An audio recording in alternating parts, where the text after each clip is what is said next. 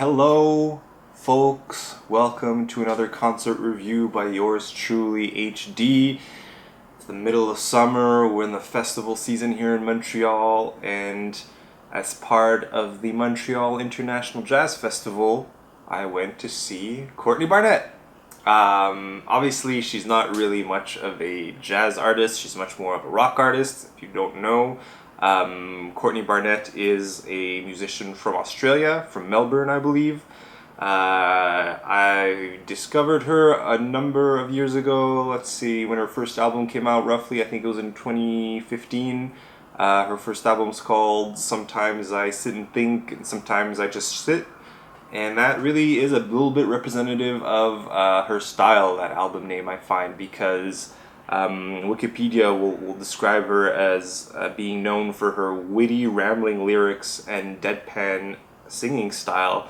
And I think an album name with that title kind of gives you an idea about her and her personality in a sense. And I find it somehow relatable to be like, yeah, sometimes I just like sit and think about things, and sometimes I just sit. I don't think, just sit. And so she's really cool. I saw her, like I said, after her first tour. She played in Montreal at the MTELUS, which is the same venue she played in for this show. Both times the show was packed, which is a little bit surprising because, as far as I know, that was maybe one of her first times coming to Montreal.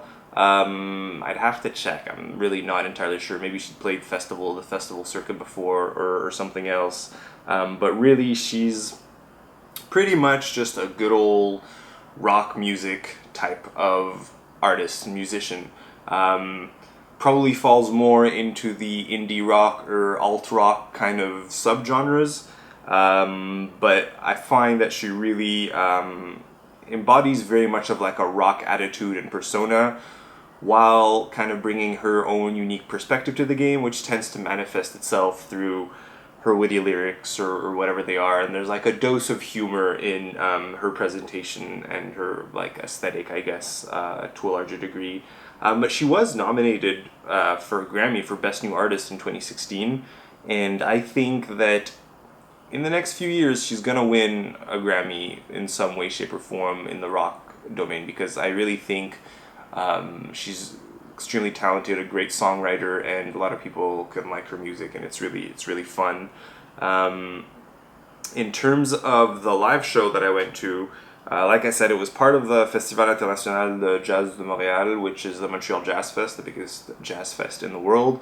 But a lot of times they'll be kind of sponsoring or presenting shows that are not specifically jazz, that fall into some other genres, much like this case, because like I said, Courtney Barnett is not really a jazz artist at all. The show was really good though. She plays with a three-piece, so basically she's on guitar and she has a drummer and a bassist. And one thing I think is cool to note, and maybe this is one of the things that drew me to her music, is that as she was playing the show, at some point she pointed out that somebody in the crowd had a sign that said Best Rhythm Section. And obviously she agreed with that, and she gave lots of props to her bassist and her drummer, whose names I forget right now, but they really offer a solid foundation for Courtney to go and do her thing with the guitar and with her singing.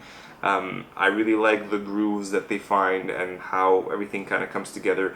And usually when the bass is somewhat prominent, or like when I feel like I can connect with the bass and the groove, then the rest of the music can really fall into place. So that's really good for me for rock music. And on stage it's great too, because they don't fill up too much sound. They really find the perfect kind of space between them. You got, at least in this case, we have the drummer on one side, the bassist on the other side, and then Courtney Barnett in the middle. And I really, like I said, I feel like she really embodies the spirit of like rock music, particularly when it comes to kind of her otherness, and that she doesn't really fit any particular mold.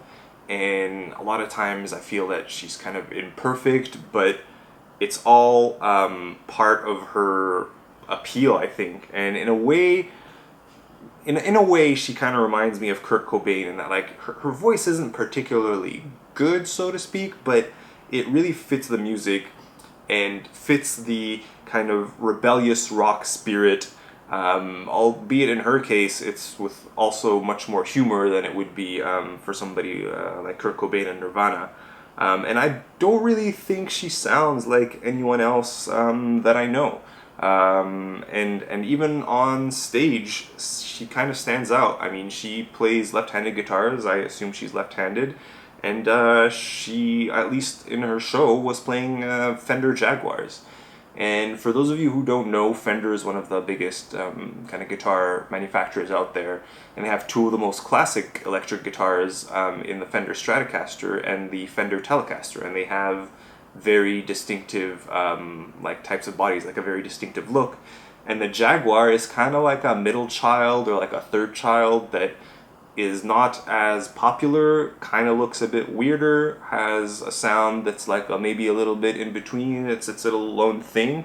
And I think that's like a very good representation of Courtney Barnett. And I wonder whether she almost chose the guitar intentionally because it has a different look.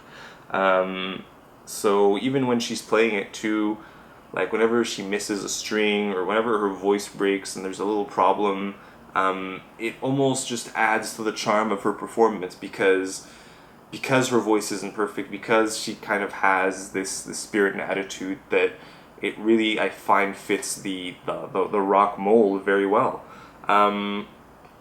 As for her set list, it was a pretty full set list. I think she played 16 songs or so in the main set, and then she had 4 songs in her encore.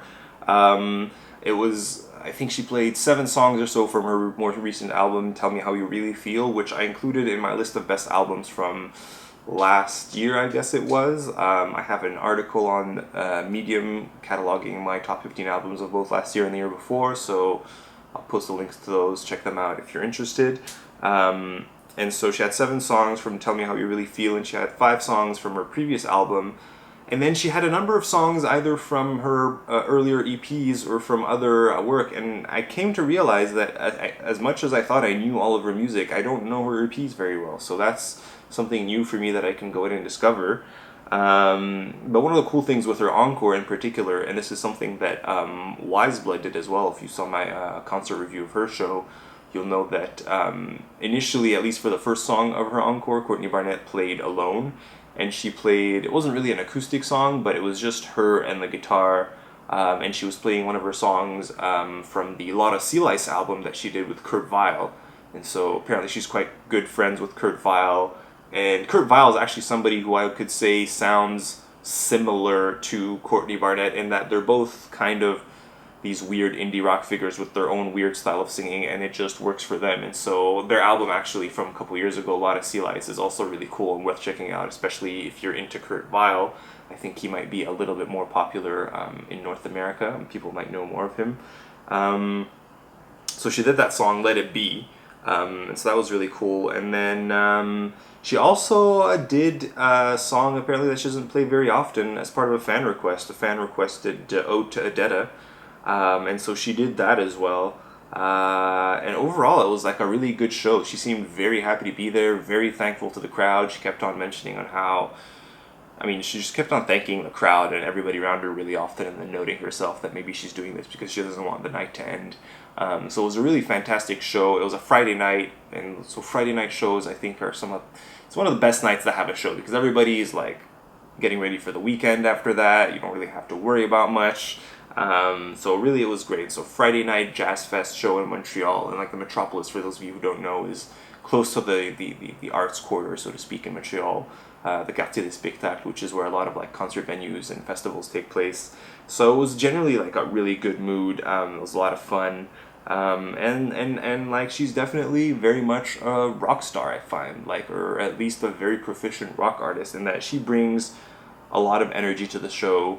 I think she's very comfortable with who she is as a musician and as an artist, and sometimes, like, she knows whenever there are points when she can be yelling, she'll just like really yell into the microphone. It doesn't matter whether it sounds good or not, she'll just really kind of go for it, and I find that that's just very, very much like rock, and that's what it means to be like rock music. So if you've never heard of her, I highly recommend you check her out. She's a fantastic artist. Hopefully you're not put off by her style of singing, which I assume some people might be. but I really think it works well as a vehicle for what she's saying, and it makes it really feel like she's telling a specific song in her stories, which makes it very listenable. So yeah, check her out. I think she's on tour for a while this summer. If you get a chance, go for it, because she's going places, and I think she's gonna be really big at some point in the near future. So that's it for the show, the concert review. Hope you enjoyed it. If you have any thoughts or any requests or anything for shows that you might know or people that are touring, please let me know, and like, comment, and subscribe. Thanks. HD out.